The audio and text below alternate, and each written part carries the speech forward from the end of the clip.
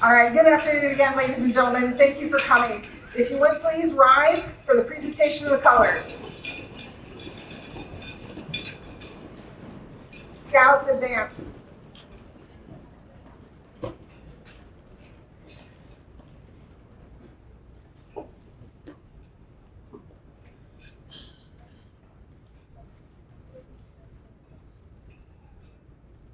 Post the colors.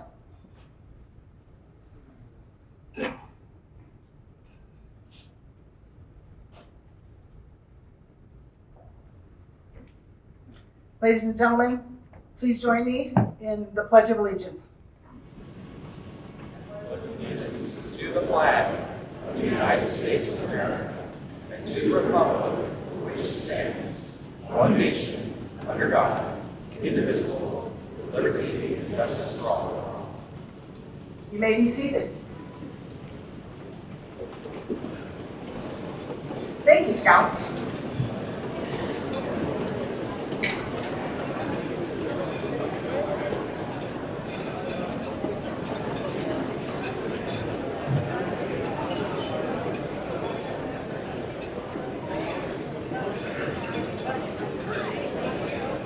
I have just a couple of quick housekeeping messages. The weather looks really good, but just in case of emergency, your exits are directly behind you, to your right, and through the service entrance if needed. You'll notice that we have additional security today, so please take directions from them in the event of an emergency. We don't anticipate anything, so we're going to enjoy the weather. Every effort was made to see you with people you know, and I make apologies for the people whose names we missed on the list. Happens every time. I've gone over the list a gazillion times and still I missed you. So my apologies, and I'm glad that you found somewhere to sit and hopefully to make some new friends. My name is Angela Weck, so you know who to be mad at later. I'm the Executive Director of the Peoria Area World Affairs Council. Okay.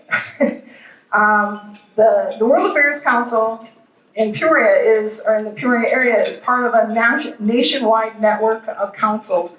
We're all independent with a common mission to bring educational programs to our local communities to learn about the world and how what happens in the world affects us locally. I hope you've enjoyed the luncheon. There was a lovely slideshow that I never hooked up. But if you'd like more information about the World Affairs Council, there are brochures out on the table, and we invite you to come join us. We do a wide variety of things, including these distinguished speaker series. I would like to take this opportunity to thank the veterans in our audience. As you obviously know, General Petraeus is one of the most well-known veterans, but those of you who have joined us today are just as dear in our hearts for all the service you have given to us and our nation. So thank you for joining us, all the veterans.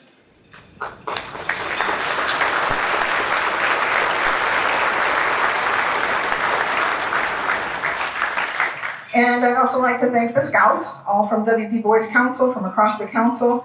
They are learning the lessons of leadership that the veterans have already learned, and hopefully you'll share some wisdom with them and teach them about service as well.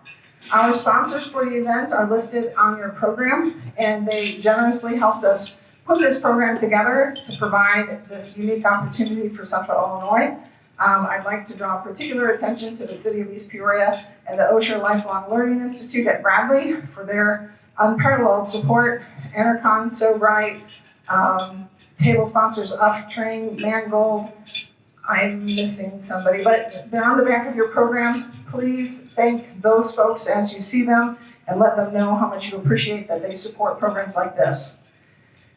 David Petraeus is a 4-star general in the U.S. Army, retired, but he's also a former director of the CIA. He has an extensive and impressive resume. It is also included in your program so that we can skip right to the good stuff and you don't have to listen to me read it. Our moderator today is Don Sanford. He is a board member of the Peoria Area World Affairs Council, a retired Master Social Studies teacher from Eureka, who many of you had as a teacher when you went to school. He is going to be our moderator today. So, ladies and gentlemen, With that, I turn it over to Don for our conversation about conflict, lessons learned from World War II to today, or maybe not learned. And we'll learn what he can tell us about current conflicts today. Thank you for joining us. Thank you, Angela. I do want to mention Angela Weck as a special recognition. She not only has really worked tirelessly to put this program on, which you don't know all the hours behind the scenes of coordinating things, but we also just had a program a week ago with the consul generals from Mexico and from Canada here, and had many different events with that. So she's really done a great job over these last 2 weeks. So we thank you for that, Angela.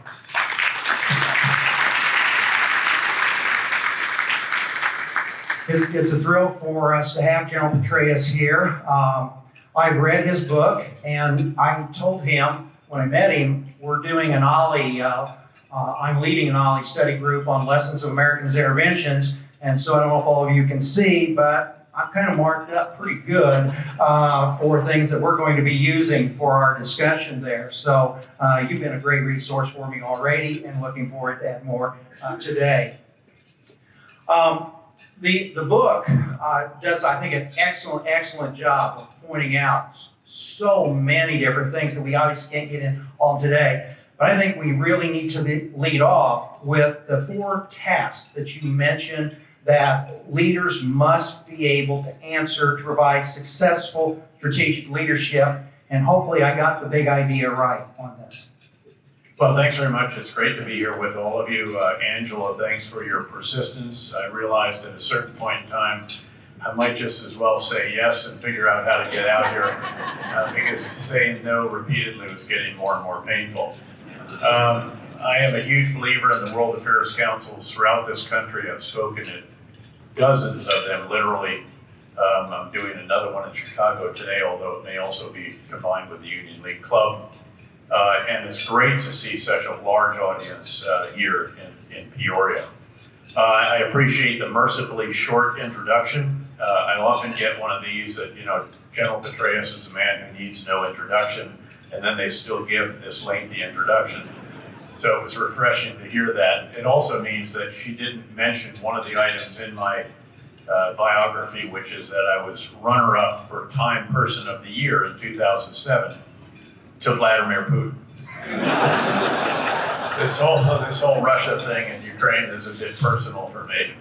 I should also note another item in my biography is that I was sanctioned by Vladimir Putin 2 years ago. So there goes summer vacations in St. Petersburg. Don, thanks for being my interlocutor today, my interrogator. I want to remind you that I stood against enhanced interrogation techniques from the very beginning. So we'll have none of that here today. But thanks also for what you've done for this community over a number of decades. Many people pointed out the contribution you made in the world of education. So you asked a question, which is really, what's the most important part in the entire book? At least in a general sense, before you get into each of the individual conflicts that Andrew Roberts, a great British historian and biographer, and now Lord Roberts of Belgravia as well, what we write about. And that is the critical importance of strategic leadership. Now, strategic leadership is crucial in any endeavor. CEO of Caterpillar is a strategic leader. He or she has to perform the 4 tasks I'm going to describe to you very competently as that firm is to continue to expand and to grow. The commander of a theater of war, and I was obviously privileged to command 2 of those, Iraq and Afghanistan, at the height of each war, is very much a strategic leader. Frankly, the head of a nonprofit is a strategic leader. The head of a startup can be as small as where everybody in the entire firm fits around a small conference room, is a strategic leader. But the reason we raised this in the introduction in the book is because the one element that really determines whether the side succeeds or fails in conflict is the quality of the strategic leadership. And there are 4 tasks of a strategic leader. I'll lay them out. I might illustrate quickly with the surge in Iraq, which I was privileged to command. And then I'm going to shift to Netflix to show you that it works in the civilian sector just as well. So the first task is to get the big ideas right, to craft the right strategy. Now in conflict, this involves a really forthright, brutally honest analysis of your forces, of the enemy forces, of the physical terrain, the geography in which you might be fighting, the human terrain, how a country is supposed to work, how it really works, the neighborhood, every aspect, the tribes, the political leaders, the other elements of society, the religions, the sects, S-E-C-T-S, and so on, and understanding that in a very, very nuanced manner so that you can indeed craft the right strategy. Now you'd think, of course, that's always the case when we make the big decision, roll the iron dice, as Bismarck's described the decision to go to war, that we would have all that information. The truth is that that's actually not generally the case. In fact, one of the big takeaways, I was a 2-star general at the beginning of the war in Iraq, commanding the great 101st Airborne Division. During the fight to Baghdad, I came back as a 3-star and then as a 4-star, obviously, to command the surge. We didn't understand that country sufficiently when we did actually invade it. And then we made it even more difficult by firing the bureaucrats that we actually needed to help us run a country we didn't sufficiently understand. That was part of de-Baathification, doing away with Saddam Hussein's party. And it was a very misguided, terrible decision. But again, gotta craft the right strategy. You have to understand the nature of the conflict and do that right.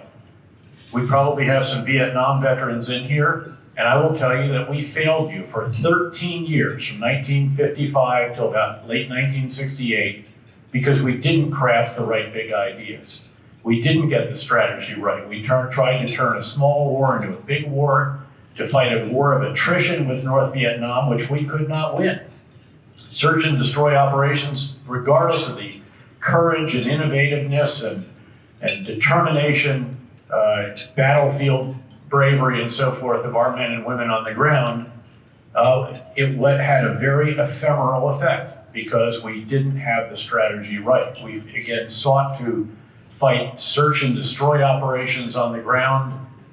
They would take a hill and then you'd give the hill up and go back. And again, the enemy would reoccupy instead of doing what we eventually did, which was to craft a comprehensive civil military counterinsurgency campaign focused on protecting the people where they actually lived and forcing the enemy to come to us instead of trying to go to them.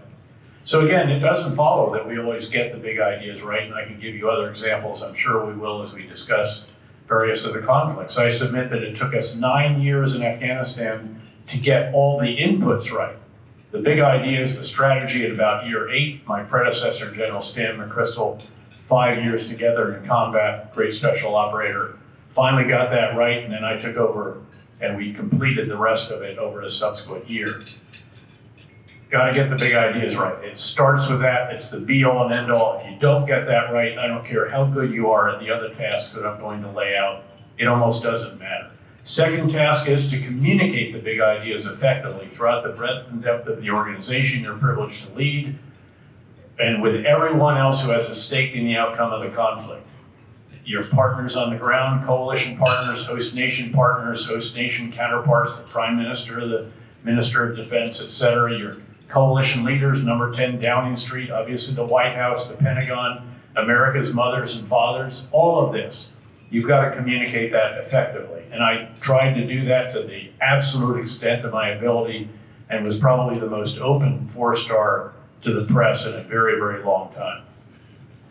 Third task of a strategic leader is to oversee the implementation of the big ideas. This is what we normally think of as leadership. This is the example the leader provides. It's the energy that he or she shares, conveys, the inspiration provided to the organization. It's attracting the best and brightest, hanging on to them as long as you can, allowing those not measuring up to move on to something else. It's the metrics you use.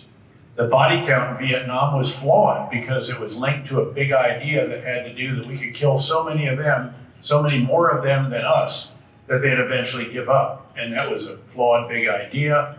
And then the body count itself became also lacking in integrity over time, which had a corrosive effect on the organization in general. The organizational architecture that you design, nobody gives you the template for this. They don't give you and say, here's what it should look like. You have to sort of discover it on your own. You have to do a lot of examination of what are the tasks we need to perform. How do we craft this organization and set it up and so forth.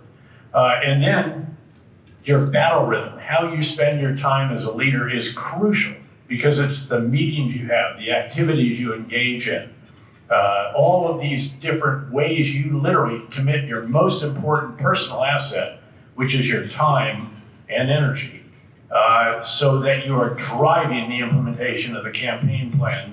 That was one of the most important ways in which you're communicating the big ideas that you are then overseeing the implementation of.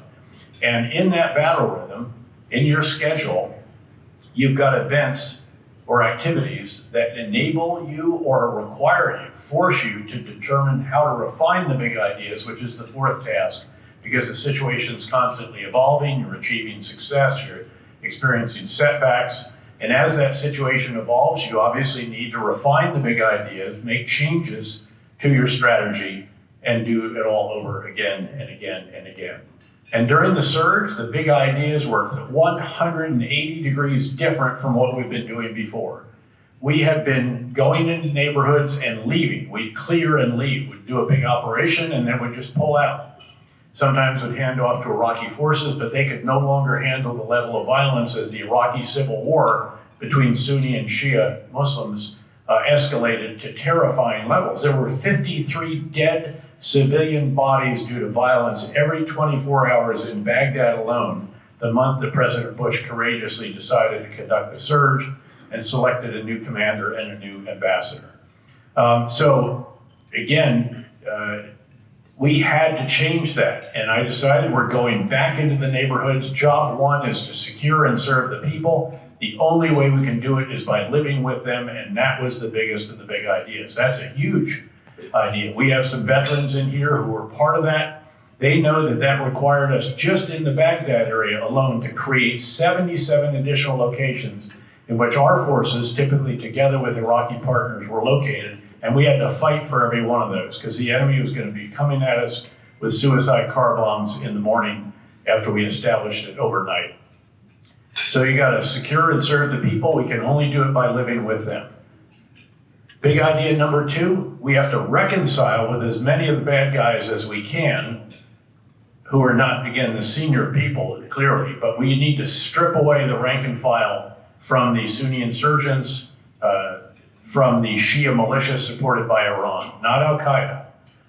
And we did that. We reconciled with 103,000. We literally brought them over to our side and got them fighting against the bad guys instead of tacitly or actively supporting them. Number three, pursue even more relentlessly with our special mission units, the irreconcilables, the leaders of Al-Qaeda in Iraq, which we destroyed during the conduct of the surge.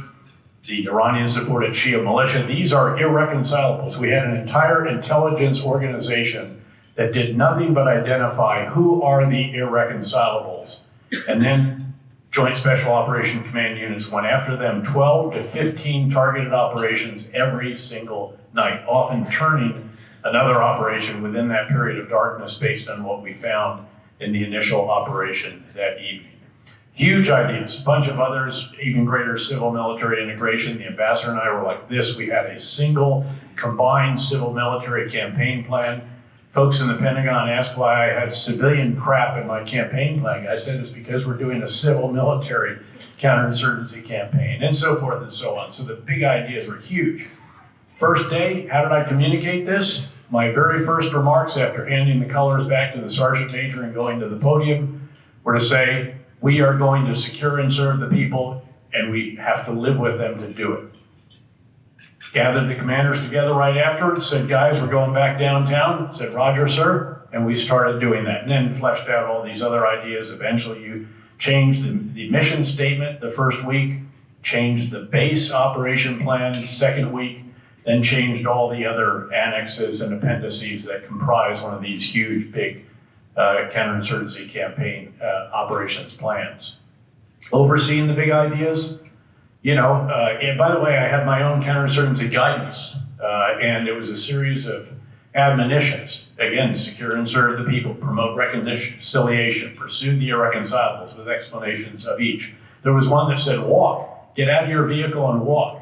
Take off your sunglasses. You need to get to know the people that we are seeking to secure. And then there was one that said, promote initiative. In the absence of orders, figure out what they should have been and execute aggressively. I'm sure that's what the police department here is also seeking to promote. People that go out and do the right thing, even in the absence of orders.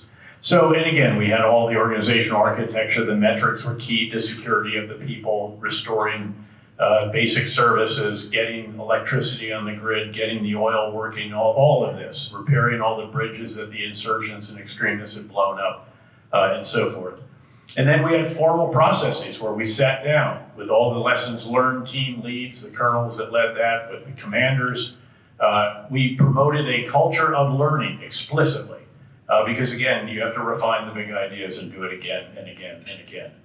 So this has been a long explanation of the intellectual construct for strategic leadership that I developed as a 3-star general in the States, the same time when we wrote the Counterinsurgency Field Manual. Believe it or not, we were several years into conducting a counterinsurgency for which we did not even have a doctrinal manual. So we set about to fix that during I had 6 commands as a general officer in a row. 5 of those were in combat. The one that was not was where we oversaw all the aspects of training, leader development, and so forth for our Army. And so I want to shift now, though, and just show that this works in the civilian world as well. So Netflix, one of the really great firms, Reed Hastings, one of the great strategic leaders of our time, along with Jack Ma of Alibaba in China, Jeff Bezos, Amazon, and a number of others, who took something from a very small beginning. Remember Jeff Bezos packing boxes with books in his garage to now the biggest online retail that there is. But Reed Hastings did the same. And so the first big idea for Netflix was, we're going to put movies in the hands of customers without brick and mortar, and we're going to charge less than Blockbuster, which uses brick and mortar. So, that's the big idea, communicated to all the stakeholders, customers, et cetera. They executed. A couple of years, they're doing great. Blockbuster's gradually going out of business. In fact, by the way, test question, where is the sole remaining Blockbuster in the lower 48? Bend, Oregon, you're right. It is a famously contrarian place. It refuses to allow its Blockbuster to die. And that is great news for many of us in this room of my generation, who can now take our grandkids there and show them what we used to do on a Friday night. In any event, the next big idea, because what happens is, of course, other people start doing what you're doing, so there's always competition. The second big idea is brought about because he recognizes during the process of determining how to refine the big ideas that broadband speeds are much faster. And so therefore they can now download movies. So that becomes the new big idea. Big idea number 3 is when he decides we're going to make our own content. $100 million on House of Cards alone. All these other iconic series that we revisited during the early days of the pandemic, and we were doing nothing but watching all of the binge watching on these series. And then the fourth big idea is he decides to go out and make major motion pictures. And he buys not 1, but 2 major movie studios. And again, another breakout moment. There was one issue there, and I've sat down and discussed with Reed Hastings the intellectual construct that I developed and used for strategic leadership. He has something very, very similar, slightly different nomenclature, but very similar. But I said, Reed, that one movie in which Brad Pitt played General Stan McChrystal, it just doesn't work. I said, Stan has a sense of humor. He doesn't march around stiffly, salute awkwardly, and all the rest of this. And I said, besides, I just couldn't get over the fact that Brad Pitt didn't hold out to play me. Anyway, so you get the idea. Strategic leadership really, really matters. The truth is, it matters in everything. But that person at the very top, or co-people, is in the firm KKR, which I'm privileged to be a partner in, where we have co-CEOs and also co-founders and co-chairmen. What they do, especially when it comes to developing the big ideas and then keeping them right, is really what determines success or failure, and that is very much the case as we lay out in the book. The French failed to get the big ideas right for their time in Indochina, Vietnam, their time in Algeria. We had a spotty record in Iraq and Afghanistan. We did some things really, really well, like toppling the Saddam Hussein regime. And then we did some things really, really stupidly, like firing the entire Iraqi military without telling them how we were going to enable them to provide for their families. I was, again, a 2-star commander. By then I was responsible for Mosul in northern Iraq, and it just cut us off at the knees. It created the seeds of the insurgency that then inflicted Iraq all the way until the surge, when I determined that we were going to do reconciliation with all these elements that we had fired and basically cut out of life. And we did that with the Ba'ath Party as well. Noting, as I mentioned earlier, this is tens of thousands of years. Yes, all the people at the top. In fact, we were proud to kill Saddam's 2 sons in the 101st Airborne Division area when they shot at our soldiers during our attempt to detain them. But once you got down into the level of bureaucrats, many of which were Western educated, what we needed, in fact, who understood the country that we didn't, that was a catastrophically bad big idea, and it took us years to recover from that. So this concept of strategic leadership is the prism through which we examine the different conflicts that we believe are the most important during that period that we study, which is from 1945 to Ukraine, and now also in the second edition it will be to Gaza. The word that comes to mind as you were talking is arrogance with leadership. I know in Steve Cole's new book, with the lead up to the Iraq War, he talks about one of the administration officials that had gotten a briefing on Afghanistan, and talked about the history and how it can eat you alive. And that individual replied back, "America makes the history." And then we've seen that throughout. Iraq, there was a lot of arrogance that it was just going to come in. My question to you is, and this is a frustration I've had as a history teacher, is you have a closed, and I've heard ambassadors talk about this, contacting back into White House staff that are just ignorant of the situation in the country. Know thy enemy is a nice saying, but we don't practice it.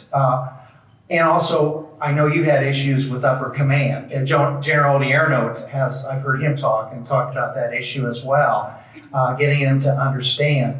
Well, I was not supported during the surge. Yeah. I mean, the Joint Chiefs sought to box me in. It was a great moment because I had President Bush with me. That's all you need. As long as you have the president with you. I didn't have that necessarily in the next administration, but in that administration. And so President Bush started every Monday morning, he started the work week in Washington at 7:30, by the way, which is unheard of. I mean, nothing happens in Washington, in the White House, until 9:30 or 10. But at 7:30 in the morning, the entire national security team is assembled around the Situation Room table with the president at the head. And he goes immediately to the ambassador to me by video conference. He doesn't ask anyone around the table, how's it going in Iraq? He asks us, which is contrary to, again, his successor. So that meant that we had recourse to him. And that was crucial because my own boss didn't, my predecessor didn't really support the surge. And he became a member of the Joint Chiefs. My boss did not support the surge. The Joint Chiefs were afraid that it would ruin their services, and it was a legitimate concern, although as one of them said to the president, that as the president replied when one of them said, "I'm afraid this could break our army," he said, "Let me tell you what'll break the army, and that's losing a war." But again, there was a lack of support. They tried to box me in with 3 options that I had to consider for the way ahead for the drawdown. And because I was supported by the president at the end of these sessions with them, I said, "Chiefs, I really appreciate the drill that you put my staff and me through over the past number of weeks. It's been very, very helpful to us as we have formulated the recommendation that I'll make to the president tomorrow. I just need to tell you, it's not any one of these options." And you could feel the oxygen go out of a video conference very quickly. So no, look, we've always wrestled with this. America is true, I do believe, truly is an exceptional nation. It is the leader of the world. It should remain the leader of the world. It's in our cold, hard national interest to do it. It's not charity. We're helping the Ukrainians not because of, again, some charitable notion. We're helping them because they've been invaded by a common enemy of NATO. And oh, by the way, if you don't respond to that, don't think that deterrence against what China might do is worth anything whatsoever. I think one of the challenges in deterring Putin from doing what he did in Ukraine was the decision to withdraw from Afghanistan, which was not necessary. This whole idea that you have to end endless wars, really? I mean, if you have a sustainable situation, and especially if you know that if you leave, it's going to collapse, which we should have known, and I said publicly, including on Fox News, if you know that, why don't you just stay? I got it, it's maddening, it's frustrating, our partners aren't all we'd like them to be, they're corrupt, they're this, they're that. But we hadn't lost a soldier in 18 months and $25 billion out of an $800 billion defense budget. If you know that, again, it's going to collapse. Instead, we decided we have to pull them out. We do that. Predictably, they do collapse because they realize nobody's coming to the rescue. I suspect that that was a major factor with Vladimir Putin thinking, hey, if they won't even support the country they've been in for 20 years, they're sure as hell not going to support Ukraine if we have a blitzkrieg there and take Kyiv within a week, which obviously didn't transpire. But so again, yes, but that can lead to a degree of arrogance. I think an awful lot of people thought back to the Gulf War. In fact, of course, a number of the individuals in the Bush administration, the early Bush administration, were veterans of that. And it went really well, as some in here know. It was much, much tougher when you don't stop at the border of Kuwait and you go into all the way to Baghdad, which Bush Sr. really had a premonition of, which is why he stopped actually in Kuwait rather than continuing on. In any event, it's something I think in any organization you've always got to be really sensitive to, especially if things are going really well and you start to think you're infallible, that you've got the magic and, you know, it's just, you have to constantly be asking questions. Look, when I went back to Iraq for the surge, I brought people with me who I knew were often challenging the leadership. There was a full colonel intelligence officer who had literally been thrown out of the theater back in the first year when he said, I believe we're facing an insurgency. And the Secretary of Defense Rumsfeld did not want to hear that. And so they literally sent him home. There was a lieutenant colonel who had a PhD, who I knew. I tried to know everybody out there who had a PhD, had a Rhodes Scholarship, a Marshall. I want those people working for me. And I want to have a culture where they feel comfortable with challenging me. Now, at a certain point, and it always has to be respectful, it has to be thoughtful, and so forth, and professionally provided. But you want those kind of people who are willing to challenge you. H.R. McMaster was a genius at this. He was such a genius that he almost didn't get promoted to brigadier general. It's publicly known that he was passed over twice. The third time, who do you think came home from the war zone in Iraq to be the president of the board, even though he was a junior 4-star in the Army? Yes. And just coincidentally, you know, he went on to serve as our national security advisor and did so very, very impressively. So an organization has to promote a culture of learning, a culture in which leaders can be challenged without being penalized or punished. This lieutenant colonel I brought, this guy in the Army was so mad at him because he'd criticized our senior leaders. I think he had described our leadership as intellectually flaccid or something like this. And that didn't go down real well. And so they deployed his entire artillery battalion to Iraq without him.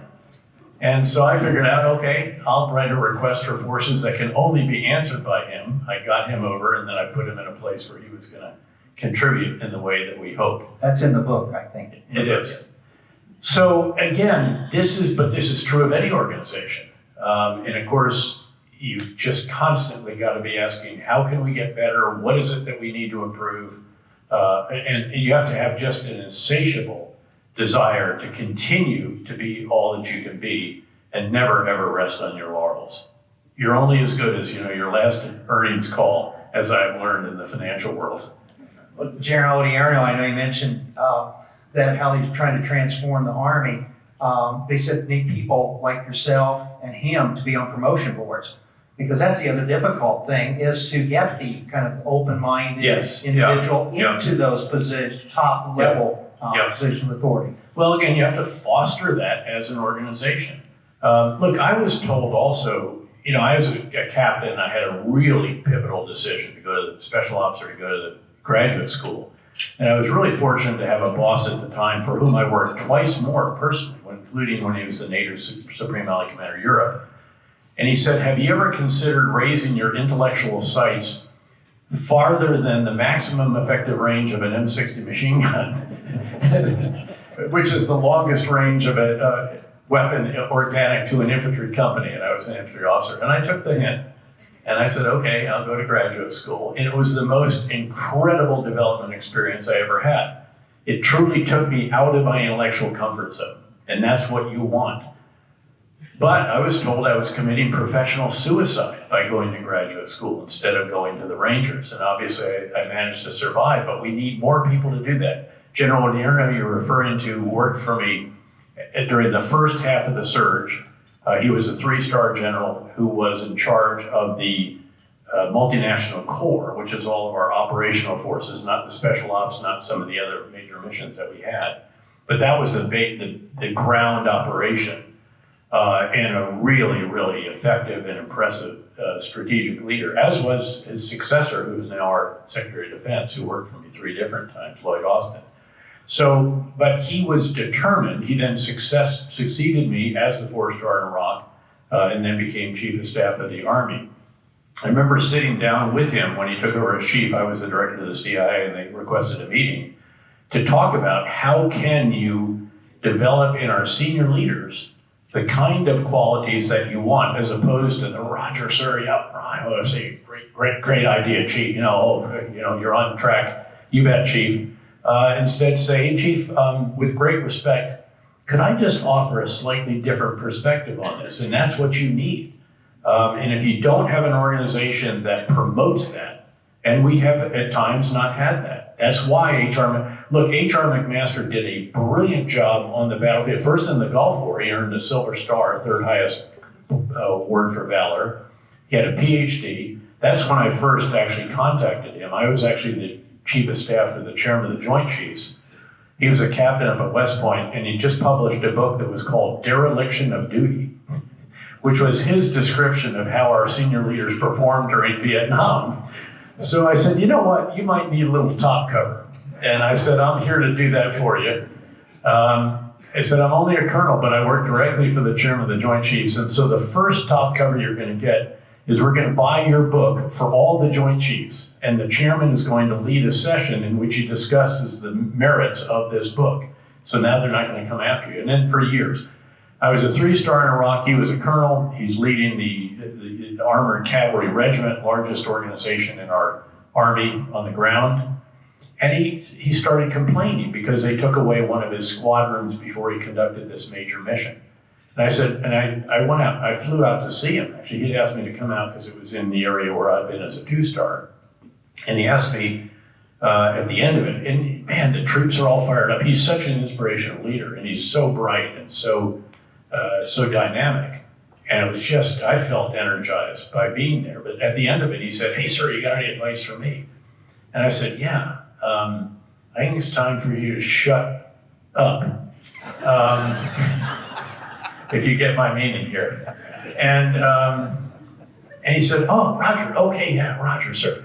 The problem is that the complaints had gotten back to the 3 and the 4-star, and I'd heard them voicing these, and I knew, because normally when you do and he did a brilliant job on the ground. It was textbook counterinsurgency at a time when we weren't doing it that well. And so when he finished that command, normally you do what I did, work directly with the Chairman of the Joint Chiefs, U.S. Central Command, or Chief of Staff of the Army, whatever. No, they sent him to the International Institute of Strategic Studies in London. This is a think tank. And so I found him, and I said, okay, come on to Baghdad, you're gonna work for me, I'm gonna write your efficiency reports. And he did a succession of studies for us that were absolutely sheer genius, as is everything that he did. But that meant in those first 2 promotion boards, the word was he's a little bit of a whiner. So again, just coincidentally, I'm sure, I went back and was the president for the 3rd time with Secretary Gates, the Secretary of Defense, scheming a bit. but we never mentioned his name in any of our correspondence or conversation. And it just so happened that he made Brigadier General that year, and then went on, as I said, to serve very, very impressively as a general officer, just what we needed. And of course, was picked to be the National Security Advisor and did a great job as President Trump's second National Security Advisor. All right, great. Let's bring you to the end of the book, where you have about Ukraine, but of course, when the book was published, there's been much more that's happened. So I'd like for you to share what you've learned with your book. We talk about the evolving nature of war. And certainly, there's been evolving, but also it's been interesting to see some of the old World War I. So if you can kind of share with our audience your Sure. observations on Ukraine. Yeah, first of all, Ukraine is this really unique battlefield where Max Boot, the great Washington Post correspondent, has described it as the war in which All Quiet on the Western Front, a novel about World War I, meets Blade Runner, a novel about the future. And it's all of that. If you look at the defensive positions the Ukrainians had tried to attack through last summer, the Russian fortifications, it's reminiscent of the trenches of World War I, minefields, no man's lands, lots of artillery and everything else. But right on top of it, you have drones. And the drones have a digital link back to the Russian Fire Direction Center, puts the data on the guns, and you have accurate fire as the Ukrainians are trying to breach these miles deep minefields. And then more recently, really, even since the book was published, we see Ukraine using unmanned systems unbelievably effectively. How else does a country with no navy, because Ukraine really has no navy left, Russians either sank it or captured it or whatever, or pinned them in their ports. How does a country with no navy sink 1/3 of the Russian Black Sea fleet and run them out of the Western Black Sea? Aerial drones that find the Russian ships and maritime drones that sink them. And these are all unmanned. They're guided, but unmanned. Incredible effectiveness and really strategically important results, because when the Western Black Sea is vacated by the Russians, including the final ship that was in the centuries-old port of Sevastopol in Crimea, removed, now they can export grain. They're 25% of the world's export market for grain, which means that all of a sudden Egypt has food security again, and Ukraine gets the benefit of the fiscal results of that kind of activity. On ground, the Russians outnumber the Ukrainians at least 4-1, maybe 5-1, economic 10-1, so a huge disadvantage despite their initiative, independence, innovativeness, fighting their war of independence, and so forth. And so how do they even the sides? Create 1 million unmanned cheap drones, suicide drones, in 12 months. And that's what they're doing right now. They're intent on doing that. And they have some longer range systems and so forth as well. But that is indigenous Ukrainian. We can't do that in the United States. It would take us years with all the process that we have of requirements, determination, requirements, establishment, request for proposal, down select, testing, then actually build the plant that's actually going to produce them, and finally you get it. They're doing this in every garage and basement in Ukraine, and we've got to learn from that. Because the future of warfare, in many respects, is increasingly going to be unmanned. And it's not just going to be remotely piloted, air, ground. By the way, now they're about to unleash robotic dogs on the Ukrainian battlefield. They're coming. They're already being made, and they're really quite spectacular to add to the air systems that they have and the maritime systems. And that's going to be the future of warfare. Increasingly, it's going to be machine against machine.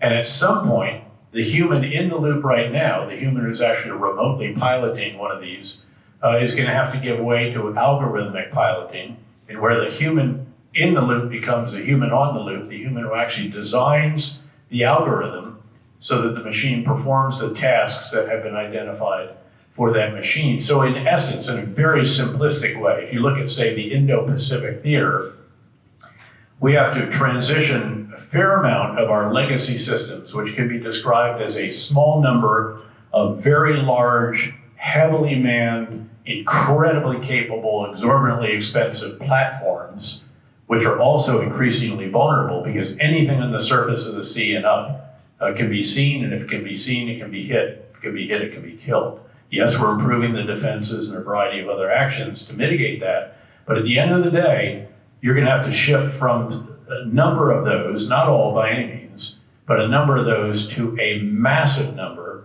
of unmanned systems that are increasingly capable and again, increasingly driven by algorithms rather than by a human actually piloting them remotely. That's a bit scary in a lot of ways, but it is already playing out on the battlefield in Ukraine. In fact, there are now drones taking down planes. There's drone-on-drone warfare. All of this is playing out at a very accelerated pace because nothing makes you innovative and responsive as fearing that you might lose a war, especially if it's your war of independence, which is the situation with Ukraine. I should note I've been over there 3 times in the last 12 months alone. I'll be back there again in September, talk to all the leaders and so forth. And again, I firmly believe that we should be doing everything we possibly can to enable Ukraine to maintain its independence, to liberate territory that has been taken from them by Russia in an unprovoked and absolutely brutal invasion, the first of its type since World War II. But now, the first of its type since World War II is Russian soil being invaded. And the Ukrainians have actually turned the tables on the Russians to a degree with a very, very impressive campaign in an area called Kursk province, which some will recall from the history books as the site of the largest tank war in history during World War II. The other thing too is it's unique that you have so many YouTube and Instagram and TikTok showing all Let me these mention battles. that. Yeah, I mean, what you have is a degree of transparency, and I thank you for pointing that out. There's a degree of transparency on this battlefield and an availability with open source information to really get a great understanding of it. Everybody on this battlefield has a smartphone. Most have access to the internet, even if it's through Starlink or some other system. And then there's lots of social media platforms on which you can post videos, statements, photographs, you name it. In fact, the Ukrainian citizens would record the Russian soldiers on their command and control system, especially when they're complaining about their leaders, and then they'd upload that on there as well. The Russian communication system in the beginning was absolutely abysmal. And that's why so many of the leaders were getting killed all the time. They had to come up to the front to find out what's going on. But in contrast to our systems, which are FM, so you don't transmit to the entire world, frequency hopping, it's very hard to stay with the frequency on which you're transmitting because it's constantly changing. It's linked to GPS timing and so forth. And then secure, so even if you can follow it, you can't understand it because it's encrypted. The Russians were non-secure, so it's open, single channel, and HF, which means it's very easy to pick up. It broadcasts very widely, more widely than is needed. And you just get on a police scanner and you can hear it. And so again, if they're criticizing their bosses, they record it and upload it. If not, they just transmit on top of it and deny them their command and control frequency. Then what happened is they started using their cell phones. Well, then the Ukrainians said, well, Russian cell phone prefixes won't work on our towers anymore. They made a change. So then they start stealing Ukrainian cell phones. Then the Ukrainians start using Find My iPhone, and they give it to the Fire Direction Center. It has been fascinating. The high technology on one hand, and yet I also read that some of our artillery we sent was based with GPS. The Russians learned to block it, went to 5%, and then now you got to have ammunition for the old howitzers. There's back again to the old and new. There is. Occasionally it's nice to be analog. And so we have these I think the rounds literally cost $1 million a round, these 155 millimeter howitzer rounds that are very, very precise. They can literally land on this table. Right up until the Russians developed electronic warfare that denies the GPS link that enables them to land on the table. So there's a lot of back and forth. And the Ukrainians are constantly updating the software in their drones so that they can be effective against the electronic warfare, or they route them in ways, and it's all, AI is featuring prominently in all of this. I think the Ukrainians, when the guns fall silent, are going to be one of the great defense industrial bases in the world because of all the innovation that they have done. Keep in mind that they've always been very strong in IT. There's a number of Ukrainian American founders of billion-dollar companies out in Silicon Valley and all the rest of that. But they're very, very good at manufacturing, very good, again, at software and IT skills. And this is playing out not completely to their advantage because the Russians do get a vote here as well. And they're producing what they can and then buying lots of drones from Iran, also some missiles from Iran, 1 million artillery rounds from Korea, and so forth. But the back and forth is fascinating if you're into technology, and I am. Let's move to some articles that have come out in just the last few weeks, and I want to get your reaction on them. The first one, I'll give you all three and then get your reaction. No, do them one at a time. You know, old guys, we don't remember what the first Well, one they're going to was be the by the time you same. get to Well, number it's three. the same topic. Oh, okay. In that case, that might be America isn't ready for the wars of the future, and they're already here. That was by Mark Milley and Eric Schmidt in Foreign Affairs.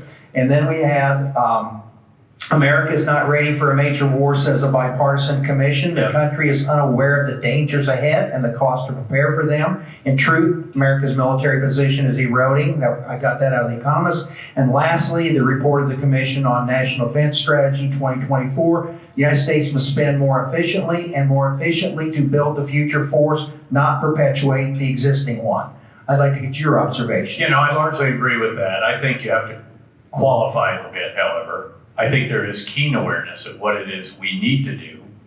The problem is, as Senator McCain used to describe, the military-industrial congressional complex. Every single element has interests in perpetuating status quo or current systems. You know, they want to keep their aircraft carrier, they want to keep their base, they want to keep their manufacturing. They're against innovation because they don't understand it and they fear it. And they're very apprehensive about it. And this has always been a problem. I mean, we have far more base structure than we need for the size force that we need. Again, we shouldn't perpetuate legacy systems, but yet they have an interest in the status quo and maintaining it.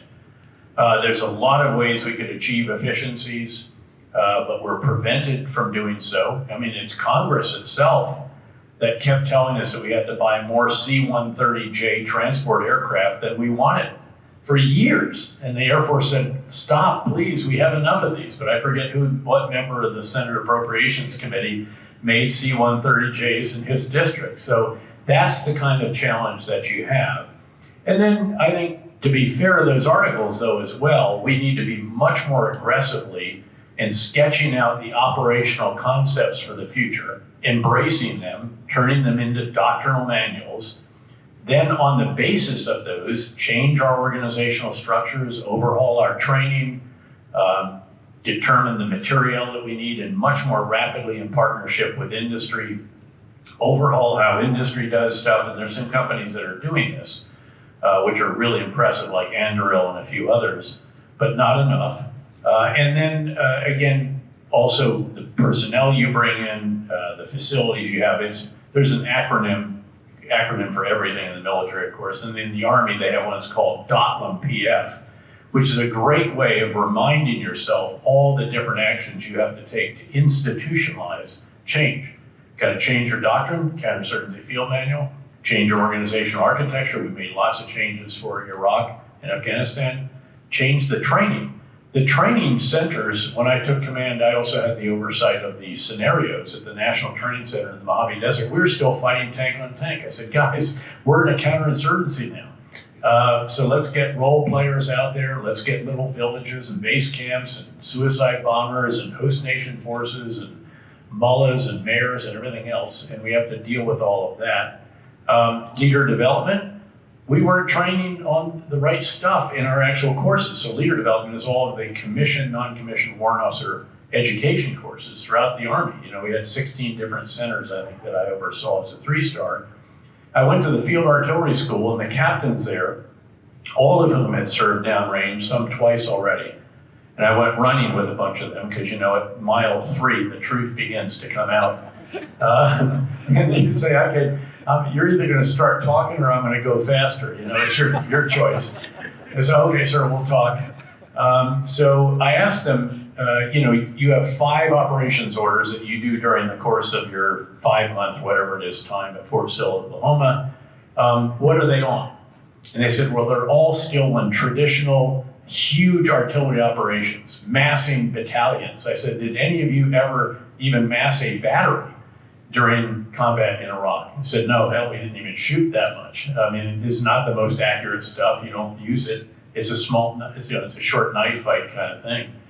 Instead, what they were doing was convoy security, infantry as being used as infantry, detainee operations, whatever. And they weren't training on any of this or educating on any of this at the Field Artillery School. And the commandant, who was a 2-star, very sharp guy, but he hadn't been downrange, he didn't know. So I sat down with him and I said, you guys need to do something here. So he said, let me take it on. He called me the next day. He said, hey, sir, we've shut down the captain's career course. I said, oh, really? Great. He said, yeah, captains are going to help us overhaul it. We'll reopen it 2 weeks from now. And we're going to be addressing what they need to actually survive on the battlefield while still doing an appropriate amount of field artillery stuff, because we'll get back to that at some time. I remember telling the chief of staff of the Army, he used to come to Fort Leavenworth every week or every month. It was great because when I went through Washington on my way home from Baghdad as a 3-star out to Fort Leavenworth, I said, Chief, you got any guidance? He said, yeah, Dave, shake up the Army. I said, I can do that, Chief, as long as you have my back. He said, I will. And so I remember sitting down with him on that visit, and I said, Chief, just so you hear it from me, the Field Artillery Center closed down all of its education for captains.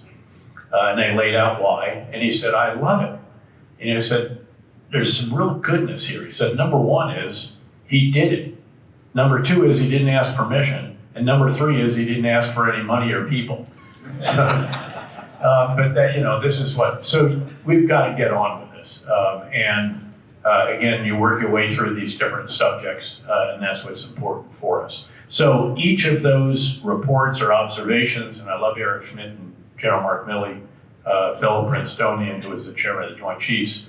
But there is a recognition of it, there is an awareness, and the question is, can these, again, can the Pentagon and the services in particular, can the industry and can Congress allow the kind and foster and actually push the kind of aggressive changes that are necessary to transition from a small number of large platforms to a massive number of small platforms, unmanned. All right, I want to move to a potential war with Iran and get your thoughts. Now, I'm assuming John Bolton probably won't be back in government. I know President Trump said John Bolton would like to bomb every country if he could. But There's some truth to that. I know John well. And certainly in the current situation, I worry that we'll see some of the mistakes that you mentioned in your book repeated, whether Israel ends up in a war with them or so on. But what would a war with Iran look like in your view? Well, it would be very, very destructive. I mean, that's, you know, and then I'd have to start to say which war, what would it be, what are you after, what are you alluding to? The current situation is one in which, because the Israelis, they did acknowledge they took out the number 2 in Lebanese Hezbollah, or number 2 or 3, depending on your definition there, a very significant strike in Lebanon. And of course, they're already exchanging daily rockets and missiles and so forth, and 70,000 or more Israelis have been forced to move out of their villages in northern Israel because of this, which is horrible. And then allegedly, we know that the senior Hamas official, Hamas being of course the extremist group that carried out that barbaric attack on 7 October against Israel.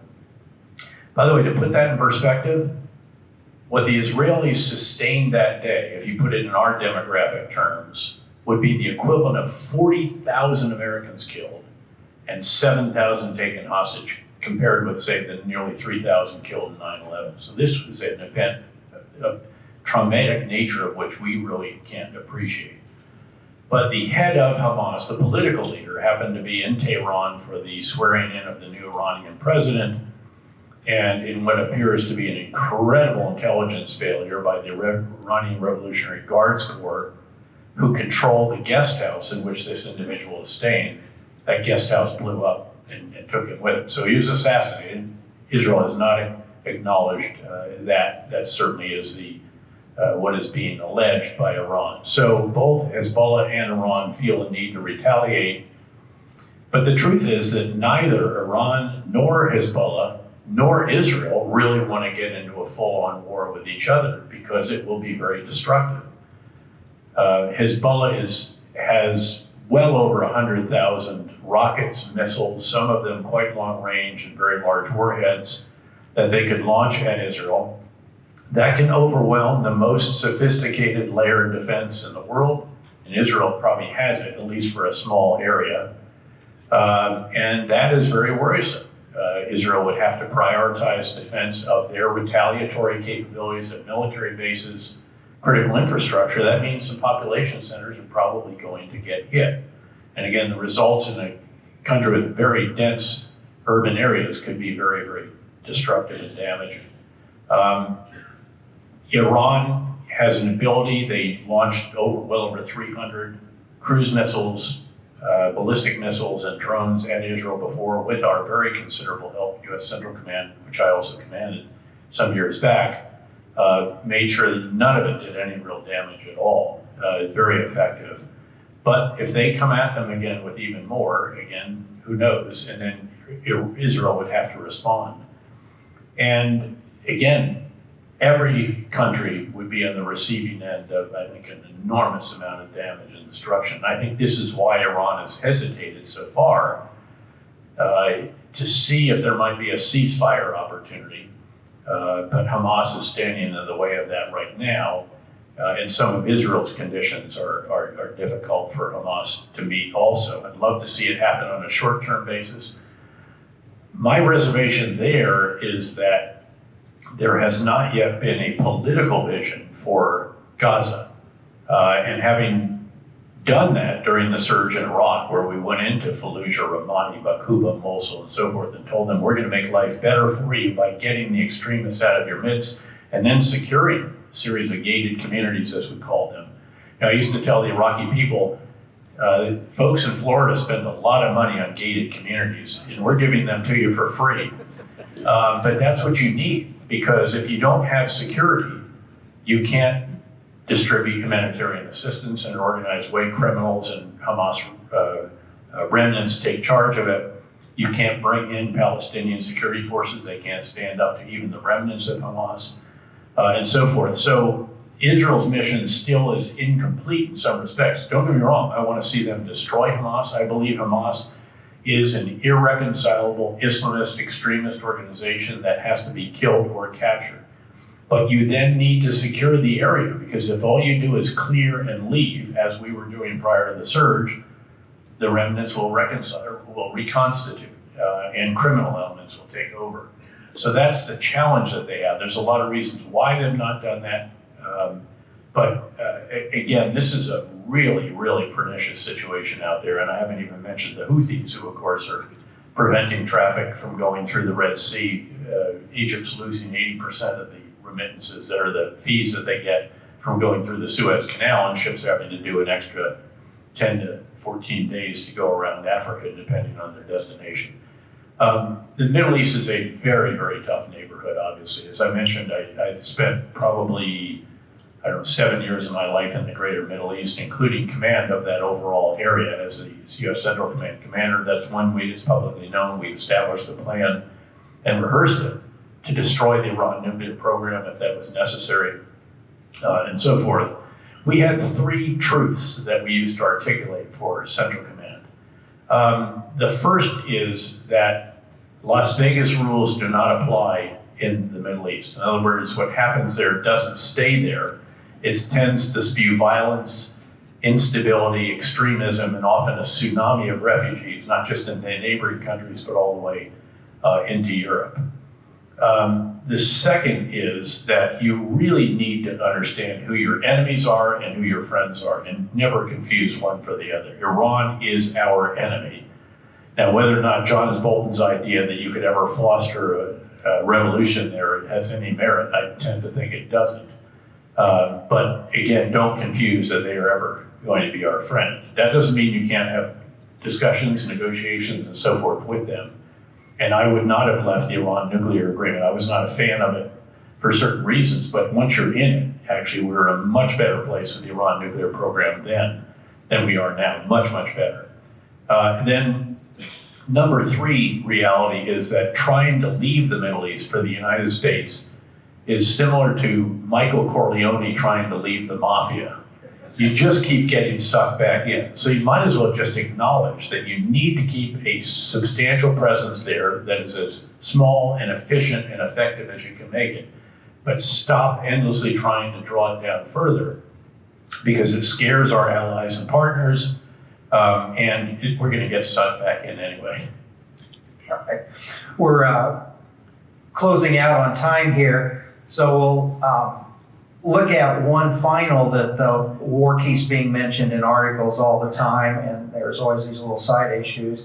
I noticed in your book you talked about that in the war games, any war with China always ends in nuclear war.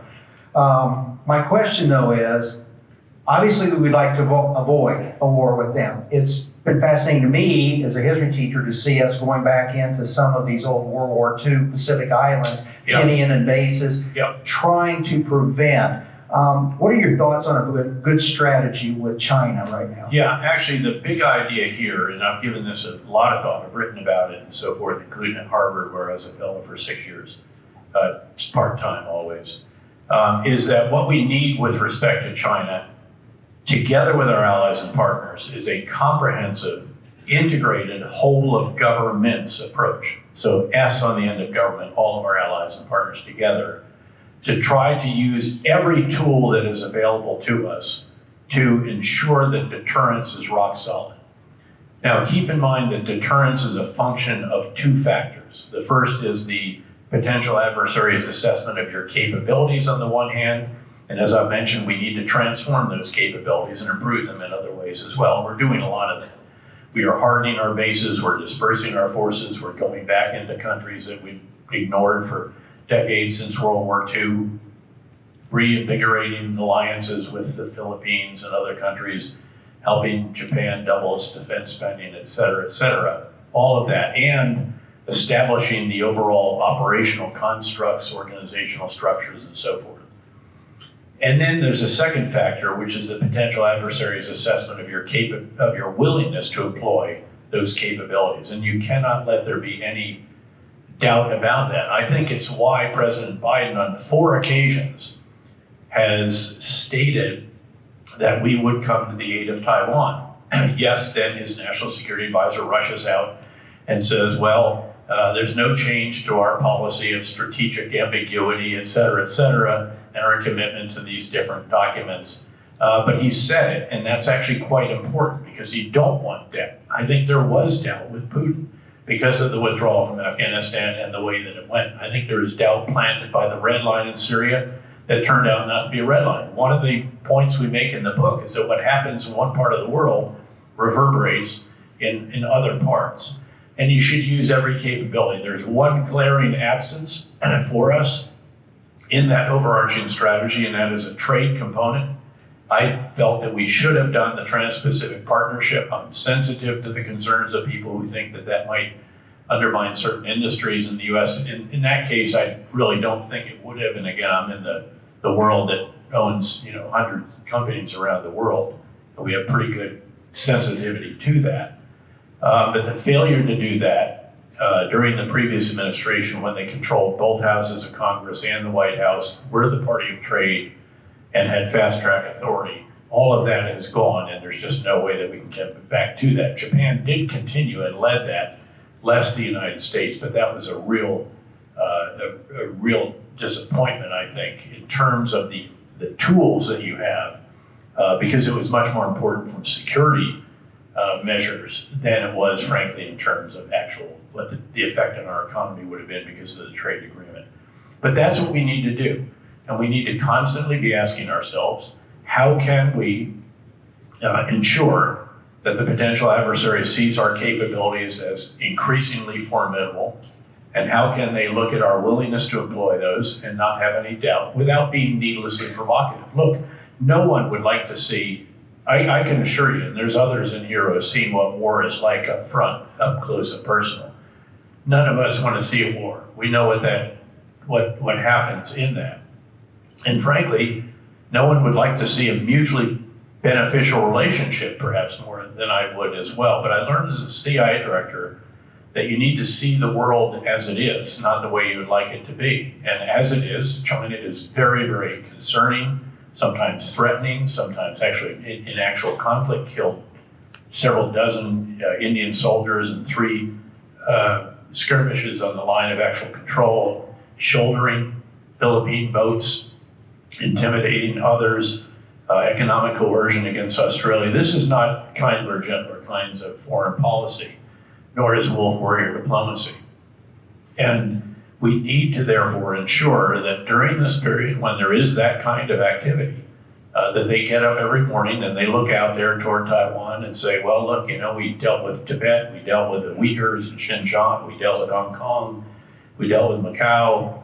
That's the last on our bucket list, but okay, not today. And that's what you want day after day after day, that they just say not today, and then perhaps you arrive at a place where there might be, again, a recognition that we do better by getting along with each other than with being in a severe competition, which is the way that the relationship is described right now. Let me finish on a positive note, and let's go back to Desert Storm. George H. Bush builds a tremendous coalition, very successful execution, and I think most importantly, as I recall, we ended up in the black. We made money on that war because our allies didn't fight. So I wanted to finish on a very good note. Well, that was, I happened to be at a great vantage point. I was the aide to the Chief of Staff of the Army for the 2 years that included the operation in Panama and then Desert Shield and Desert Storm, the actual Gulf War eventually. And it was an extraordinary war. The big ideas were brilliant. Frankly, look, at the end of the day, we built a force that was necessary to liberate Kuwait from Iraq, and then we doubled it. And literally, I was the chief's aide and assistant executive officer. We went over there, and so there was no question about that in the end, but it was brilliantly executed as well. And you're right, that at the end of the day, the amount of assistance that came back to us in a variety of different forms actually offset the cost of that particular war. Unfortunately, some of the participants then, who ended up in more senior positions during the second Bush administration, took the wrong lessons from that and thought that we could do the same thing on Iraqi soil. Again, not perhaps understanding that country and all of its dynamics as well as we should have, and then making some seriously bad decisions that cut our knees out from under us when things were actually finally going quite well at about month 3 or so. So it comes back to the importance of strategic leadership, understanding that situation in a very nuanced way, and then crafting the right strategy. And the same is true whether, again, it's of a business like Caterpillar, a police force, a school system, a family unit, or a nonprofit like the World Affairs Council here in the Peoria area. And that is what determines success or failure. So hopefully, if you've taken nothing else from this, I have emblazoned the 4 tasks of a strategic leader on your forehead, and you keep in mind the importance of getting that first task right. And well done for bringing us back to the beginning again.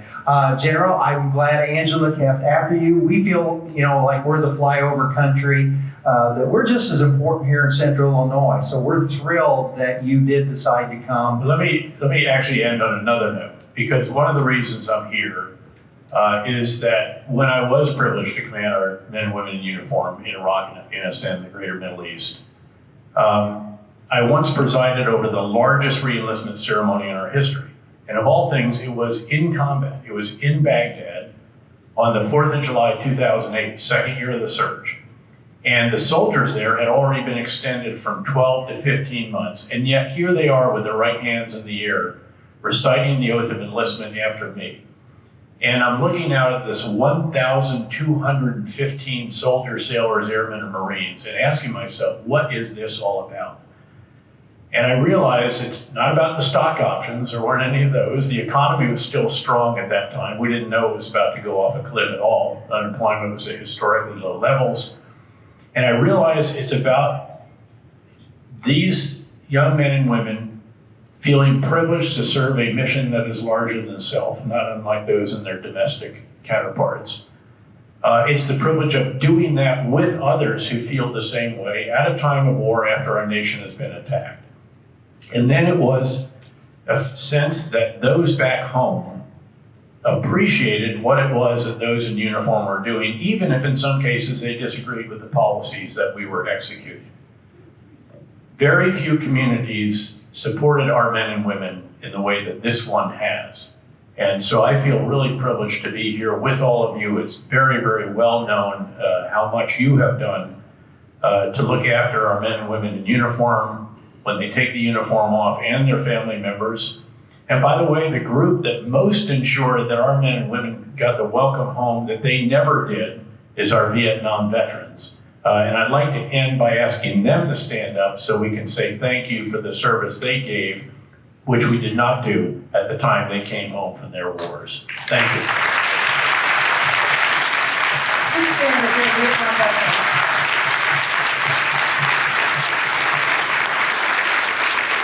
Thank you very much.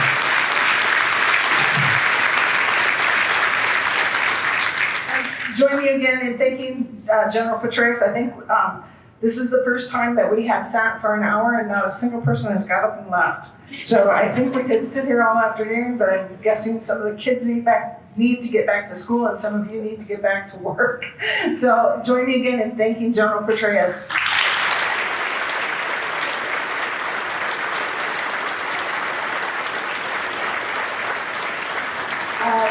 Couple quick notes while the scouts assemble. On your table are a few evaluation cards. Not everyone will want to fill out one, but if you would fill out one, that would be helpful to us for our planning for future events. If you were not able to purchase a book because we ran out, we can still get you one. Talk to one of the gals at the table on your way out and purchase a book. Make sure they have your name. I'll send them to General Petraeus and he'll sign them and return them. So we can get you a book. We're not going to have the book signing that was advertised because of security issues. So that's why But all the books books we have are signed. I've signed every one of them. I want to assure you. Yeah, every book that we had today was signed. So we're good to go there. And then with that, if you would hang out just for a second while we retire the colors, that would be terrific. So Scouts advance.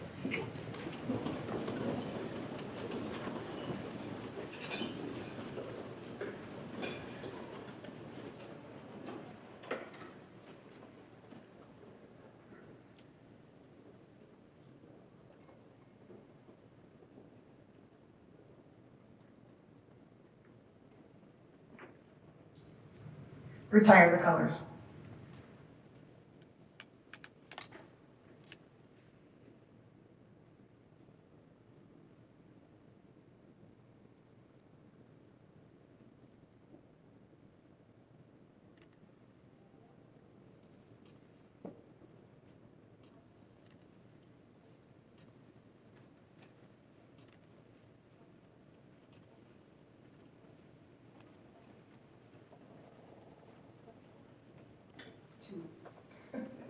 Sorry. Thank you all very much. Thank you, sir. And have a terrific afternoon. If you have not heard of the World Affairs Council, I encourage you to look us up. We are by our acronym PAWAC, Peoria Area World Affairs Council. Again, a quick thank you to Ollie and the City of East Peoria. And I will make a quick note on the sponsors, the table sponsors for the students. Dr. Michael Shackleton was inadvertently left off. So thank you to Dr. Shackleton. Thank you to all of you who have come today. You got an announcement? Okay. But I'll be out there if you want to holler at me or ask questions. And thank you all for coming today. We'll see you at our next event in September. Thanks.